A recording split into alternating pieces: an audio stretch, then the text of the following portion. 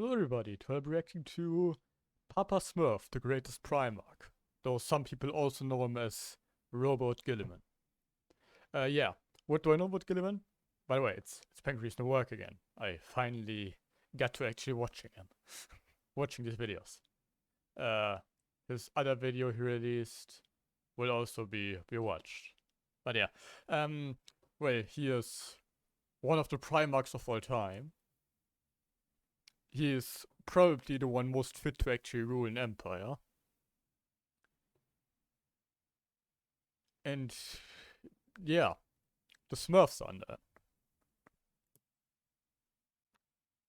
And yeah, definitely check out pancreasNoWork. He's finally over 100k.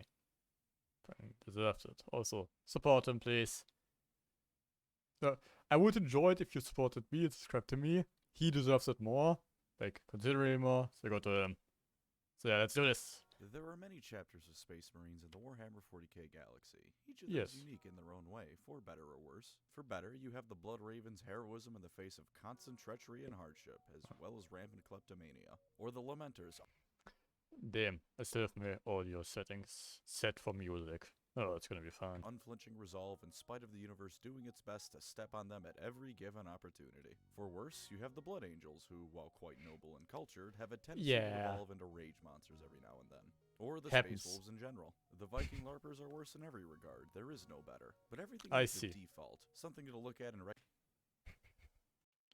Damn, Space Wolf Slender. Recognize as being the average, the standard metric by which all others are compared to. And as far as Space Marines go, this would... Sorry, I fucked up.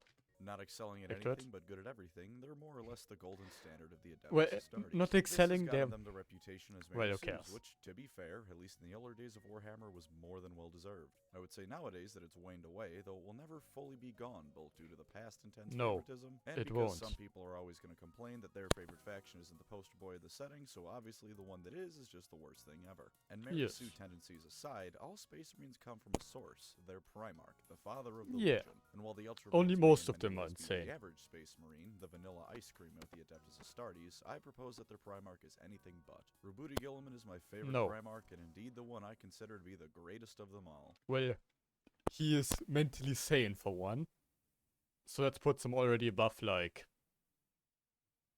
most of the other Primarchs. Well, I don't think it's controversial anymore to say that he's become a pretty cool guy. Saying he's the best might raise some disagreements. But let me tell you his story, and hopefully you too will see why Roboute Guilty Spark truly is the brightest of the Emperor's sons.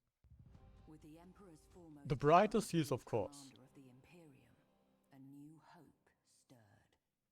Roboute Guilliman is the Primarch of the Ultramarines chapter / Legion of Space Marines, and was the 8th one found by the Emperor of Mankind. Before that, though, it's of importance to note that he was one of the only Primarchs to land on a world that wasn't a complete shithole. Macragge was more or less ancient Rome mixed with ancient Greece with better technology. It even had limited spacefaring capabilities, despite the Age of Strife making such things all but impossible for most other worlds. Now, oftentimes it wasn't exactly a nice place to live. They had the attitude of Spartans towards having children. If they're weak, off the cliff they go. If they aren't, it's time for military training at the ripe old age of 6. But, you know, compared to planets like Chemos or Nuceria, I'd take a big child soldiering any day of the week. Comparatively neat. Grip strength when you have to fight your bunkmate to the death for the last scrap of roast boar. At least the continental crust of the planet was made of cardboard like it was on Vulcan's homeworld. Guilliman was found by Connor Guilliman as a baby, who was an influential ruler and all-around swell guy who pushed towards meritocratic reforms and generally making things nicer for everyone. Unlike any other Primarch, however, he also... I get backstory, that's good. I don't know any backstory. Had a mom. Technically only Connor's seneschal, which is a fancy way of saying secretary in medieval speak. Tarasha Utin would help raise Roboute into the man he would become alongside Connor, and indeed, when faced with problems, Guilliman would frequently think on her advice on how to handle the matter. Must have been one hell of a smarty pants if the son of a god was willing to bow to her advice on matters. As for Connor, however, he was a man trying to push for societal reform in a civilization that was essentially ancient Roman space. If you aren't sure why that's a bad sign for Connor's future, do some reading on the he's gonna die. How the ancient Romans viewed societal reform. And sure enough, while Roboute was away on campaign against a people known as the Illyrians, because sometimes Games Workshop doesn't even try to hide their historical inspirations. Games Workshop at its most creative. Connor was slain by a treacherous ally who was sick of all this talk of equality, fair governance, Disgusting. and not holding the position of emperor up for the highest bidder. Guilliman lived at least, so that's something. As for Roboute, he had originally That's good. planned to murder his father's killer stone dead, and had the That's chance to do better so, than but there's a few originally. things you gotta know about the man. One, during his campaign against the Illyrians, Guilliman came to realize that many of them were willing to surrender, and therefore he came to accept that diplomacy was just as valid a tactic as the Doom Guy school of negotiating. Two, Guilliman had always been intelligent. He was given command over the Illyrian campaign at the age of 12, after all, and with his massive brain power, Primarch. he realized that if he killed Galen, his father's murderer, he would set a precedent for the future, and so he deferred to the Senate for Galen's fate. This shows that Guilliman not only is able to keep Jesus Christ. He is apparently the smartest man alive, because he's the only person in the history of ever to do such a good thing. control of himself in most situations, most importantly, he's able to look towards the future when he decides upon a course of action. And you'd best believe I'll be coming back to that personality trait later in the video. As for Galen, the Senate decided that he would be ceremonially beheaded on a fancy rock, both another historical allusion to Rome and something that would become standard practice amongst the ultramarines if they found any traitors in their ranks. Guilliman himself had won the Senate over to his side and pushed his father's dream into fruition, turning Macragge into a realm where you need to earn your place in life, not simply be born into it. When he was found by the Emperor, Guilliman had been ruling for 5 years, and Macragge had turned into quite the little empire. Having annexed several systems purely through diplomatic means, it was on its way to Daddy Big E would be proud. acquiring many more. This would become the basis for the realm of Ultramar as we know it in modern 40k. Once Guilliman was put in command of his Ultramarines, the 13th Legion, and the one whose gene seed was derived from none other than himself, he went to work throughout the Great Crusade in a way that no other Primarch managed to equal. Using his brilliant mind, and perhaps most importantly, his willingness to actually talk to people, he achieved the highest number of compliant worlds among all the Primarchs. Though, to be fair, some of the Primarchs had more military victories than he did. For all you fans of Primarchs like Leman Russ or Angron, take note. You get a lot more shit done when your first contact protocol is saying hello. It's also possible that upon seeing his immaculate jawline, many planets willingly join the Imperium for no other reason than that. Can't say Guilliman is just a fucking mini emperor. I blame him. I mean, you could cut diamonds with this man's chin. On the topic of other Primarchs, unlike many of them, he had a damn fine head on his shoulders. Though, to be fair, he still had his flaws. He ensured that planets he brought to compliance were turned into model worlds for the Imperium, or at the very least that the taxes arrived on time and they had a standing army. That way, things wouldn't just melt the moment the Ultramarines left the system. He wasn't like Angron, where planets would surrender in fear of the World Eaters showing up and then be butchered anyways. Nor was he like some of the other loyalist legions, such as the Space Wolves, whose barbarity, while at least in part a cultivated appearance, didn't exactly paint the Imperium in the best of lights. He was more than willing to listen to the counsel of others, though at times he was arrogant and thought his way was certainly the best way unless shown otherwise. Well, he's still a Primarch. Was not much of a fan of Guilliman due to his dislike of the tactics Omegarius most favored, believing them to be rather dishonorable. To be entirely fair to Guilliman, targeting civilian populations isn't exactly the nicest thing to do, but it did get results as far as the Great Crusade was concerned. And it was Horus Corax who taught him many lessons about how irregular tactics and use of understrength units could still carry the day, which was something Guilliman, with his Romanesque mindset of ranked formations and the like, had trouble adapting to.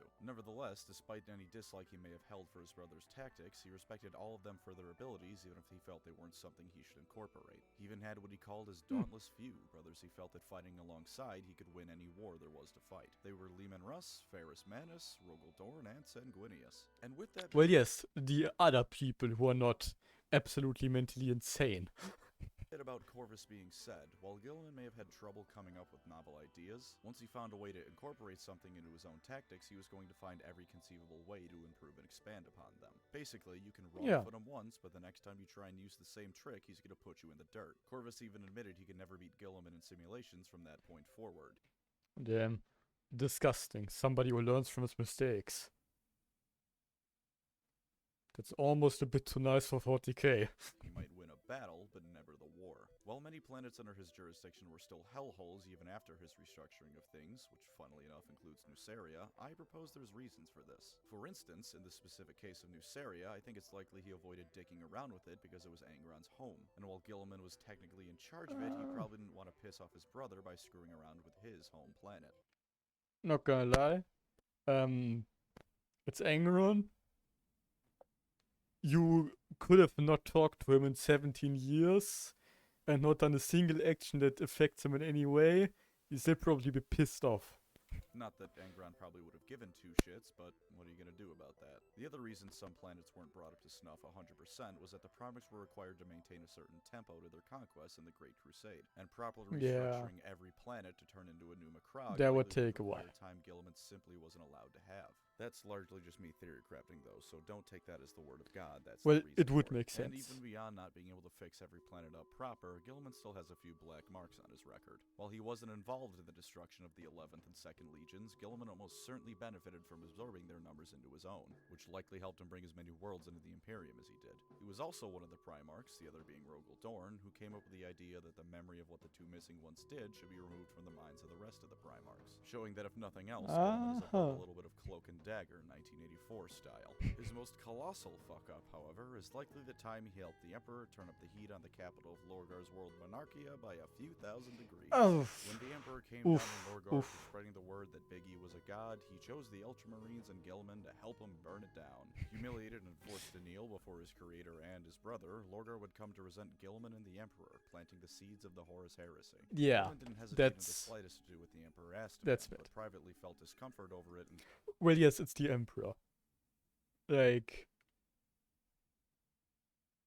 if the Emperor tells me something to do, I'm doing that for my own safety. felt that it had irreparably damaged relations between the two legions. Yeah, I don't think you need to be a genius savant to figure that one out, G-Man. Going forth, we enter the tremendous fun times of the Horus heresy. In Guilliman's case, he was initially in the dark about Horus's treachery, and when Horus ordered Guilliman to embark on a good old-fashioned orc cleanse alongside the word-bearers, he was happy to oblige. He felt it was a good opportunity to begin mending relations between the two legions as well as himself and Lorgar. Unfortunately, it was too little 40 years too late, and Lorgar had become corrupted by chaos by this point. On the planet of Kalth, what was intended to be a casual orc genocide turned into a bloodbath as the word-bearers turned on them and began decimating the Ultramarines. Nearly half the legion was destroyed, and Guilliman himself was vented out into the vacuum of space without a helmet. For most people, this would have understandably guaranteed their death. Guilliman decided that breathable atmosphere was for pussies and began punching word-bearers so hard their heads exploded. After that, Corpharon stabbed the Primarch with a chaos-corrupted blade, much like Horus was, in order to turn him to the traitor side as well. Guilliman's response was to punch Corpharon so hard his heart briefly stopped.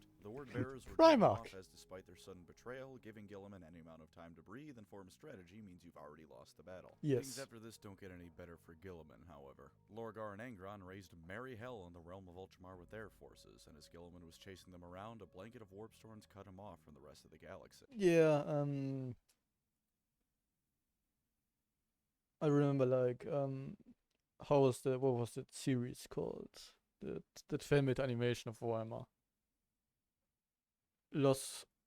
Death of Hope. That's about that. He decided that if he couldn't confirm the Imperium was still standing, he would act on the assumption that it had fallen and it was up to him to carry on its ideals. Thus, he created the Imperium Secundus, both to carry on the Imperium's torch and to round off... Doesn't that literally just mean the second Imperium?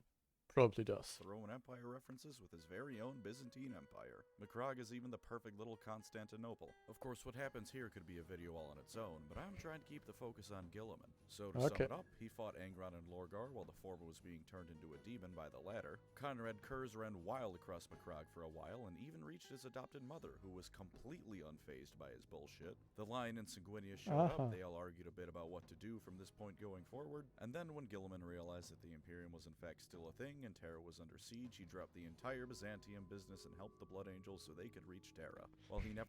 Fantastic. That's pretty good. It's literally just like a competent Roman emperor. Participated in the siege himself, he would do his best to head there with utmost speed. Indeed, the Ultramarines and Dark Angels gunning it for Terra to relieve it was part of the reason the siege played out the way it did. After Big E was killed and Horus killed even harder, Guilliman would help things going forward in the Imperium. He of course participated in the Scouring, the driving off of all remaining traitorous Stardies to the Eye of Terror, and Games Workshop's next big project to avoid doing any work on the old world. He also penned the Codex Astartes, which divided all the legions into chapters as we know them now. Not all of his brothers were a fan of this, but eventually he got his way. One day he has upsides and downsides. Upside, entire legion probably isn't gonna be corrupted by chaos again. Downside, random chapters have it considerably easier to be corrupted by chaos. Another downside, spread out as shit, decentralized as hell, significantly less effective as a fighting force. Came into contact with Fulgrim, and as the two fought, Fulgrim nearly cut off his damn head. Fulgrim's sword was also poisoned, because of course it was. Locked Yeah, away into stasis so that Fulgrim. he could never truly die, for 10,000 years his body was held in public display Lenin style. And eventually where he Beautiful. So he got to experience that Big E experience. Must have been It lovely. would become a site of holy pilgrimage. During this time, the Imperium would become what we know it as today, the worst place you could ever possibly live. It was rumored that even Shitty in shit. stasis as he was slowly but surely healing from his grievous wounds. But even with this, there he lay for millennia, comatose and doing nothing as the Imperium fell apart around him. And then, 10,000 years later, Belisarius Cawl and the Eldar fashioned him a fancy new suit of armor. Yvraine kissed his boo-boo so they would be all better, and he woke up. As he awoke, he realized he had a problem in the form of a horde of Chaos Space Marines surrounding him, quaking in fear and about to do their damnedest to make sure he was killed properly this Space Marines. He's a Primarch. Yeah, this was gonna be some dead Marines. time. In one corner, we have hundreds of chaotically enhanced super soldiers, blessed by the gods themselves, some of whom have no doubt been fighting for over 10,000 years and may even remember when Guilliman was put in his coffin. In the other corner, we have someone who just woke up from the world's longest power nap, was probably a bit dazed and confused on account of sleeping off the world's most poisonous hangover, and didn't even have a damn weapon in his hand. The Chaos Marines never stood a chance, because apparently when Guilliman was asleep, he did nothing but dream of One Punch Man for 10,000 years straight. He stood up, assessed the situation, and repeated his stunt on Calth by punching people to death until they eventually stopped showing up. This time he didn't have to contend with the lack of atmosphere, so you can be damn sure he was hitting even harder now that he could actually breathe. To once again speedrun his accomplishments, Fulgrim tried to tempt him into the service of chaos, which, come on man, stop trying to do that to Guilliman, it isn't gonna work. No. After it failed, Fulgrim said he'd Chaos is way too disorderly for that guy. never find satisfaction from anything ever again, which if anything just ensures he's immune to Slaaneshi corruption. Yet another common Fulgrim L. Nurgle tried to tempt him into staying on Ultramar by infecting the realm with a disease that could only be cured by being admitted to Guilliman's presence, but Guilliman saw that in the grand scheme of things he could save more lives by getting out and doing stuff, so that didn't work either. He headed for Terra but was kidnapped by Nurgle be like, no, intelligence. My greatest weakness. Kairo's Fate Weaver, who bound him in chains made of Guilliman's repressed emotions. Don't think about that too much. Scarbrand decided to try and break Guilliman out so he could kill him himself, because all the Chaos Gods just want to get on the party, apparently. And the Harlequins led Cypher to him to help him break free. That's the most fucking... Don't think about that too much. Scarbrand decided to try and break Guilliman out so he could kill him himself, because all the Chaos Gods just want to get on the party, apparently. And the Harlequins led Cypher to him to help him break free with his head still attached in exchange for being allowed to see the Big E. He also cut off Chaos is so fucking comical, Jesus Christ. And clowns. Scarbrand's head during all of this, which is always a cool thing to see because corn demons can go back to the hell they crawled out of. He reached Terra via the Webway with Eldar help, only for, surprise, Magnus and the Thousand Suns to have followed them, and now it's time for a battle on the surface of the moon. Magnus nearly had him dead to rights, and then the Custodes and Sisters of Silence showed up, and Magnus got jumping back to the warp. He had Cypher arrested once he saw the sword that was on his back, which turned out not to work at all because it's Cypher. The man's more elusive than a politician being asked to give a straight answer. He talked to the Big E, started reading Lorgar's original holy book dedicated to him, and concluded that while Lorgar probably had a few things right, the Emperor is not a god worth worshipping. He immediately began restructuring the Imperium, as he rightly found it to be an incredible shithole. And when the High Lord staged a coup on Terra against him, which as an aside is astoundingly treacherous and moronic, Guilliman put his justice plan skills to the test and counter-couped them and killed everyone, really. That's how that story ends. Wait, what did they say? He's a Primarch. And he's like, okay, you know, the Imperium, they worship, he's literally just Jesus fucking Christ, okay? With any traitors now dealt with, he launched the Indominus Crusade to keep the Imperium from fully shattering in the wake of the Great Rift. Something I really like to emphasize is how Guilliman managed to orchestrate something almost equal in scale to the Great Crusade all by himself in a shorter time span. Goes to show how far up his own ass the Emperor's head is, if you had any doubts about that. The Plague Wars happened, where Matarion and Nurgle decided they'd quite like to take a chunk of Ultramar for themselves, and Guilliman once again found himself squaring off against a demon Primarch. Guilliman decided stabbed him with a needle filled with some super disease. used the titular godblight of the novel godblight, and it killed Guilliman for real this time. Then the Emperor possessed Guilliman's corpse, told Mortarion that he was an asshole but could still be saved, and lit Nurgle's garden on fire before resurrecting the Blueberry Wonder. You might say that's plot armor to the highest It degree. is. To that, I say that every single demon of chaos, as well as at least a few traitor marines, have the ability to resurrect themselves as well. It's not Fair plot enough. armor, it's evening the score. This is just the first time the Emperor has ever decided to actually get off his psychic ass and do something other than act as the galaxy's biggest lighthouse. As for a few miscellaneous Well, Guilliman 9 would have been really fucking bad, so... yeah. things about him in the 42nd millennium, as I said, he's been reading the Lectitio Divinitatus and coming around to the idea that the Ecclesiarchy and Lorgar may be onto something. Though, as I also said, he certainly doesn't think the Emperor is a god worth worshipping, given how big of an ass he is. He came to that conclusion after talking to the man, by the way. The Space Marine that was in his presence was so awed by him that he found he couldn't speak, and as peasants he decided to go down to the workshop and cut out his own tongue. He's been having a hell of a time keeping the Imperium together, and has been more than happy to do things previously unthinkable, such as work with the Eldar and even pay lip service to the Emperor's divinity. He outright told an Imperial priest that he considers the entire Ecclesiarchy the lesser of many, many, many evils, but he's smart enough to know that it's one of the only things keeping the Imperium together. He's also apparently been developing a goddamn harem between Yervain and a rogue trader who calls him Roboute. How cute. Sleeping with him would probably be like trying to fit a semi-truck through a door frame, but you can't blame a girl for shooting her shot now, can ya? Now, before we move on, I want to tell you why Roboute Guilliman is the best Primarch out of all of them. Do keep in mind... Roboute Guilliman. Robot. Just like robot. Like something between robot and Robert. So, robot. Well, sounds good enough. Mind that these are, of course, all my humble opinions, because when you say something is the best, it's always going to be subjective unless you're talking about something purely numbers-based. This next bit will probably be the most serious I've ever been in a video, because sometimes even I can find it in myself to have actual opinions on something without needing to punctuate it with a joke. Roboute Guilliman, for all his faults, all the times he could be cold and distant from others, actually cares about those under him. A quality that, at any point in the Imperium, is a rarity amongst the top leaders. Fucking incredible for the Imperium. He's often detached from those around him. He will never put men to their deaths unless he firmly believes that is the only course of action that will win the day. He cares for those under his command, superhuman warrior or not, and indeed to this day tries to imagine what his foster mother would do in a situation such was the value he could place on the word of mere mortals. He is at so, somewhat. Big emphasis on somewhat. Humble. Somewhat.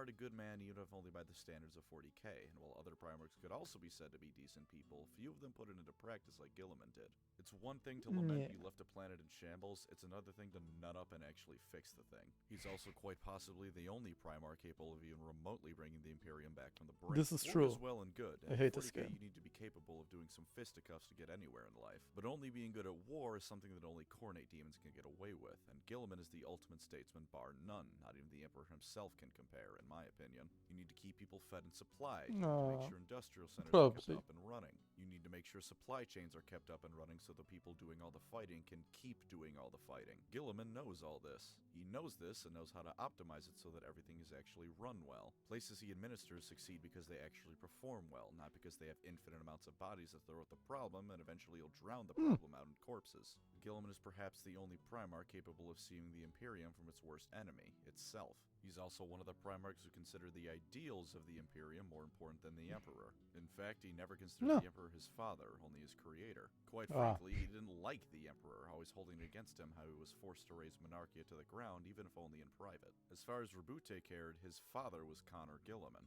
But he knew that while it certainly had flaws, the ideal of a united mankind is one to strive for in this mess of a galaxy, and he genuinely believed that he was one of the best suited to do this while commanding the best legion around. You can call it arrogance, but I don't think it came from a place of, I'm better just because I am. He could certainly be arrogant, but he genuinely felt he was the best man for the job in many cases. And while this won him many enemies amongst his brothers, he rarely if ever held it against them. In fact, Guilliman also possesses a quality almost no one in this godforsaken setting does. The ability to admit when he's wrong. He's when he was somewhat tactics he never humble. considered or even knew of and was proven why they were effective, he would immediately implement them into his own.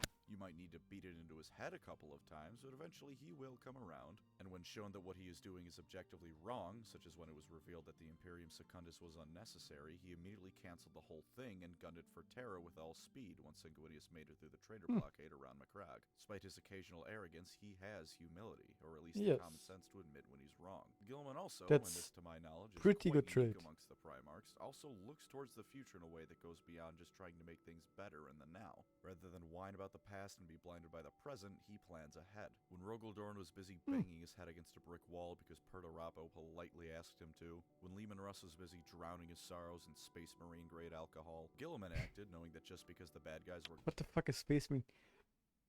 What do you need to get a Primarch drunk? If normal person does that, do they just like go poof? gone didn't mean everything was good to go now. While Malkador is responsible for setting up much of the bureaucracy the Imperium has now, it was Guilliman who helped ensure it could run at peak efficiency. And while the Imperium today is an utter waste of lives and resources, it says something about Guilliman's abilities that even after 10,000 years it's still running at all, even if only barely. As for the Codex Astartes, you can argue that it was a waste of using the Space Marines as a combative force, that they should have been kept together as legions to beat things to death with. That argument has merit, but even if you think he was entirely in the wrong with reorganizing the remaining Marines, you can't deny he was actually thinking ahead when he did so. He was trying to prevent something like the Horus Heresy from ever happening again. He was using his goddamn brain and trying to make things easier for the— decent idea. Whether whether it was a good thing to actually do, debatable. future. Maybe you think he succeeded, maybe you think he's an idiot, but he did something to prepare for the future, rather than either wallow in the past or stew in the present. And yeah, I get that it's understandable that the Primarchs weren't thinking ahead like the Oracle of Delphi or some shit. If someone stabbed one of my parents, I probably wouldn't be in the best state of mind either. But Guilliman did his best to rise above and plan, flawed though his approach might or might not have been. And the reason I think he's the best beyond all others is this. Guilliman, unlike any other Primarch, failed while he was on his home planet. Or rather, he believes that he failed and had to come to terms with the fact that the world does not revolve around him, that he is not all-powerful, and that with few exceptional circumstances, he and he alone is responsible for his own actions. And like I said, in my eyes, that makes him better than any other Primarch. That's a pretty good lesson. And yeah, well, he was actually like raised halfway decently, which again, like, already automatically puts him above like 80% of all other Primarchs. He watched his father die in his arms, and he held himself accountable for not being able to save him. He had to come to terms with the fact that he was not good enough to prevent this tragedy, and grew as a person because of this. Most of the other Primarchs had no problem getting their way on their home planet, and this made it so that none of them had to come to realize what we all do. That shit can and will go wrong no matter how hard you try, and you just have to accept that in life. Hello, Mark. Those that did fail found it easy to blame their failure on an outside source, the Emperor. Angron and Mortarion both resented the Emperor for coming in to save them at the last minute. They found him to be a convenient source to pin all their anger on, rather than— Well, not gonna lie, I kind of forgot about what Mortarion, but like, Angron, how the Emperor, like, that was just an asshole move. I'm like Angron was right to be mad about that. That was just fucking bullshit.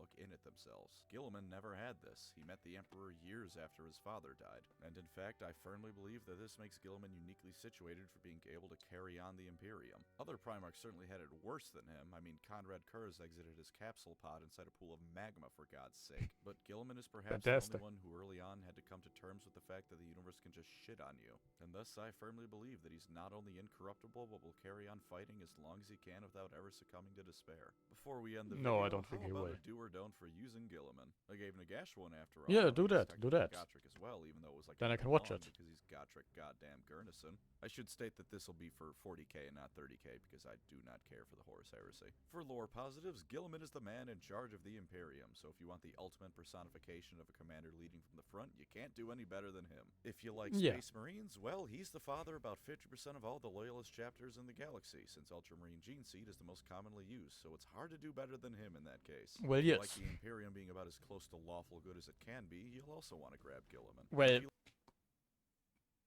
I guess it's as close as it gets. It's still not even halfway there, though.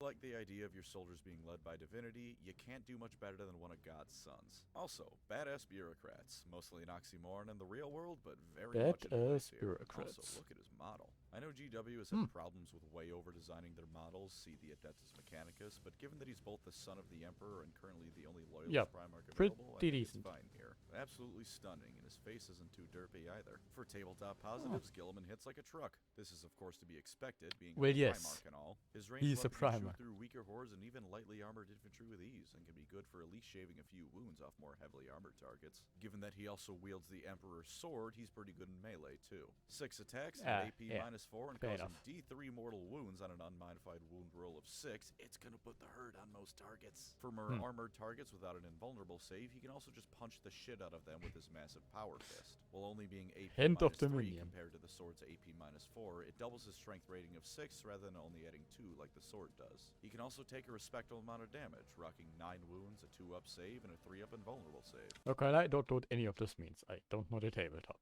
but need to listen to it, I guess. Just ignore any Tau railguns and you should be fine for a while. Oh, and the first time he dies on a 4+, he comes back with D6 wounds. So you can kill him, and if he rolls well, he can come back almost at full health. That is one impressive middle finger to give Beautiful. your opponent. Of course, as I've hopefully driven across in this video, he's much more of a planner than a fighter, and that's why you really want him. He has to be your warlord if you pick him, and by doing so, you get an extra 3 command points to dick around with. So even if he somehow gets tabled turn 1, you get some guaranteed benefits out of this man. Now, get ready for all these buffs because Guilliman hands them out like candy. Any Well, units yes, with he's the probably a Imperium buffer. keyword, not just Space Marines or Ultramarines, but the Imperium as a whole, can add 1 to advance and charge rolls within 12 inches of Gorillaman, reroll hit rolls of 1 within 12 inches of Garbanzo Man, and reroll morale tests within 12 inches of Gnome Man. On top of that, Ultramarines core and character units can reroll all hit rolls within 6 inches of him, and reroll wound rolls of 1 within 6 inches of him as well. Don't know what any of this means. Sounds lovely though. Finally, Ultramarines infantry and biker units can heroically intervene within 6 inches of him. He is going to make sure your army is running at peak performance, and it has no choice in the matter.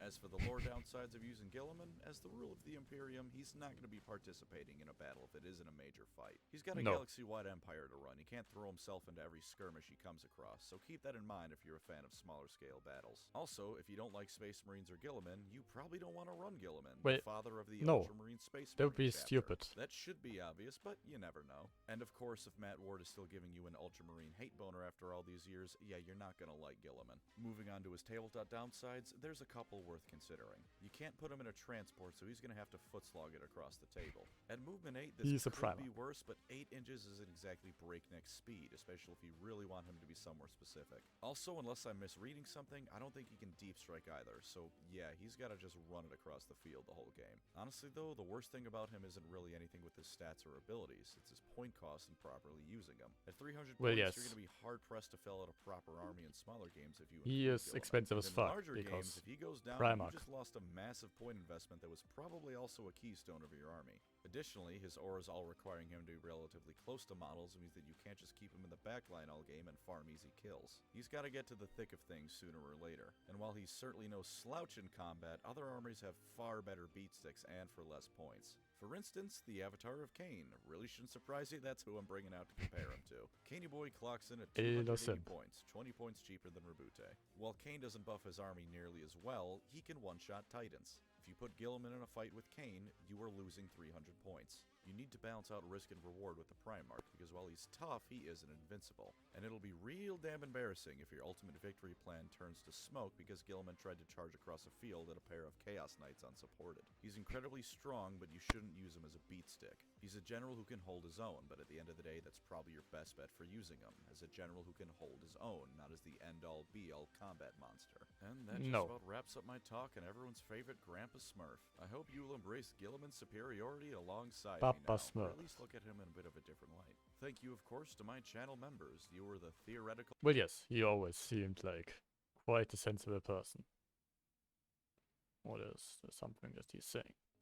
Yeah, I know it's an overplayed meme. I don't care. Eldar waifus are now canon. Suck my nuts. Give me more space elf smut. What? I won't question it. Go away now.